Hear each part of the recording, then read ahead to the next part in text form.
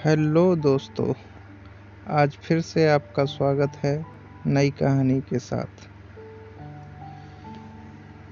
एक बार अर्जुन अपने सखा श्री कृष्ण के साथ वन में विहार कर रहे थे। अचानक ही अर्जुन के मन में एक प्रश्न आया और उसने जिज्ञासा के साथ श्री कृष्ण की तरफ देखा। श्री कृष्ण ने मुस्कुराते हुए कहा, हे पार्थ, क्या पूछना चाहते हो? पूछो। अर्जुन ने पूछा, हे माधव, पूरे ब्रह्मांड में सबसे बड़ा कौन है?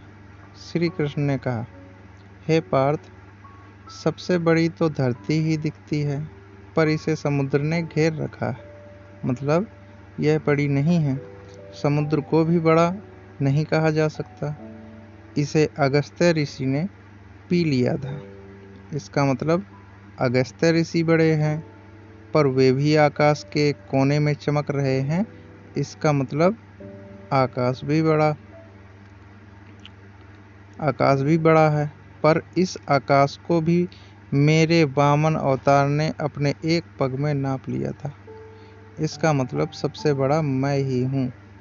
पर मैं भी बड़ा कैसे हो सकता हूँ? क्योंकि मैं अपने भक्तों के हृदय में वास करता हूँ, अर्थात सबसे बड़ा भक्त है। इस तरह भक्त के हृदय में भगवान बसते हैं, इसलिए इस संसार में सबसे बड़ा भक्त है।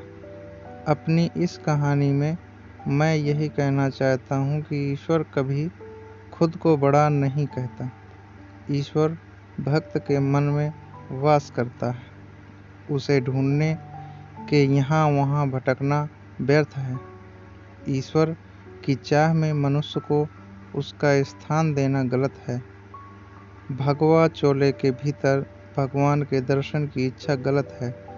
ईश्वर सभी के भीतर है। अपने कर्मों को सद्मार्ग पर ले जाना ही ईश्वर की भक्ति है।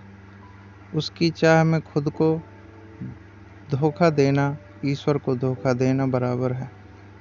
मनुष्य ईश्वर से डरता है, जो कि अर्थहीन है, क्योंकि ईश्वर भक्त को आशीर्वाद या दंड नहीं देता, बल्कि मनुष्य के कर्म उसे आशीर्वाद या दंड देते हैं।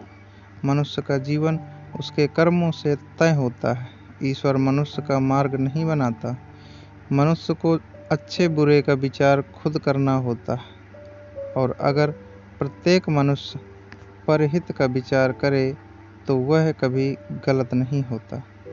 आज के समय में मनुष्य भेड़ चाल हिस्सा होते जा रहे हैं। किसी भी व्यक्ति को संत का चोला पहने देख उसके अंधे भक्त बन जाते हैं। अपने कर्मों का विचार किए बिना उस पाखंडी की बनाई राह को अपना जीवन बना लेते हैं। इस तरह हमारे देश में आए दिन आसाराम और रामपाल जैसे देशद्रोही सामने आ रहे हैं। इस तरह के सच के सामने आने से कई लाखों लोग का जीवन आधारहीन हो जाता है और अविश्वास उसके जीवन पर छा जाता है। देश के लिए सभी को जागने की जरूरत है। ईश्वर के रूप को सही तरह से समझने की जरूरत है। तो दोस्तों, बताइए आज आपको यह कहानी कैसी लगी?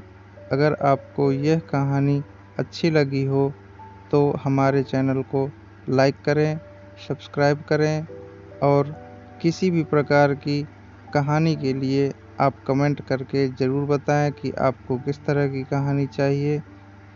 फिर मिलते हैं अगले वीडियो और अगली कहानी के साथ। तब तक के लिए नमस्कार। जय हिंद।